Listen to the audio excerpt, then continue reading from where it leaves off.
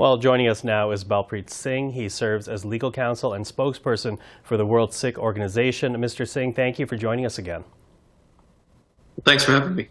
Listen, the indictment filed in U.S. federal court last week, it suggests that Mr. Singh Nijjar's murder here in Canada was not only connected to the murder-for-hire plot in New York, but also to a larger plan targeting members of the Sikh community in both Canada and the U.S. What's your reaction to that revelation? I think the revelations in that indictment are blockbuster. We're talking about at least 3 other Sikhs in Canada that were being targeted. And they were to be killed before June 29th, had this plot not been busted. So basically, India is targeting individuals for organizing or participating in a Sikh referendum on the question of Khalistan. And they're using criminal elements, drug dealers, weapon runners. It's completely bizarre, but I think it's an eye-opener for countries that are looking to increase ties with India. Eye-opener, as you say, but it seems not necessarily to members of the Sikh community, because your organization says that Mr. Nijjar had talked about threats to his life, and other members of the Sikh community have also apparently been warned. I'm wondering if you could share with us what you've heard about that, who is alerting members of the community, what they're being told? So there are a number of Sikhs that are currently under duty to warn that their lives are under risk, that they are being targeted.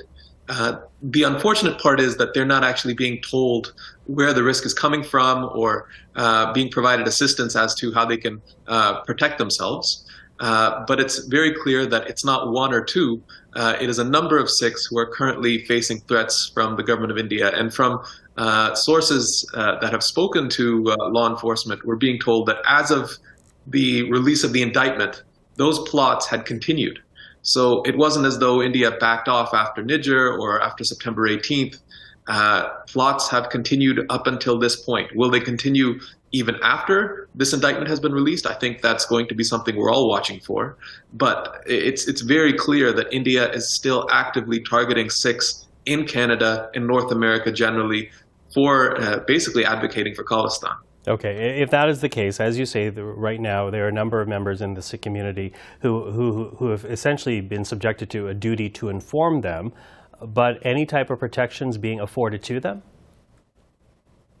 Not that we're aware of. They're basically being told that they need to, some of them have been told they need to leave home, some of them have been told that they can't be around their own children because that might be a risk to those children. But in terms of actual protections, we're not aware of anything that's being provided. Which is actually quite shocking. I mean, you have these individuals who are being targeted by a foreign government. I mean, there's no worse foreign interference than this. And the level of support and protection being provided is very minimal. So this is definitely a question of concern for us. Now, the Prime Minister and this country has already taken a lot of flack from India already, as you know, ever since September when the Prime Minister talked about Mr. Nijjar's death. What more would you like to see from this government in response? How would you judge whether or not that's successful? So our community has known about Indian interference targeting Sikhs in Canada for decades. There are literally books written about it by Indian agents who were operating in Canada. What we want to see is, firstly, those individuals who are responsible for assassinating Hardeep Singh Nijjar, they need to be brought to justice.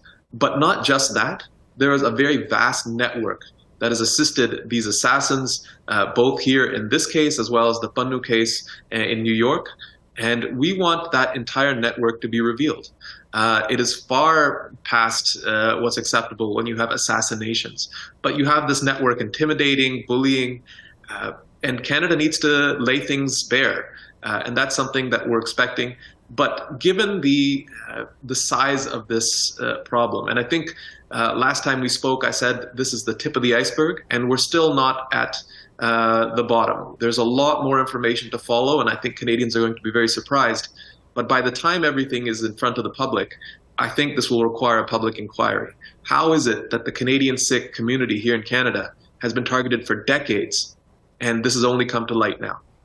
What is interesting when you look at the U.S. example is that while this court indictment is going through, the U.S. administration still is mutedly acknowledging it while still trying to pursue diplomatic relations with India. And in this country, India plays an important part of Canada's Indo-Pacific strategy. How do these actions, do you think, affect the kind of thinking right now regarding India and that strategy? So I think the Western powers are looking for an alternative to China, and that makes sense.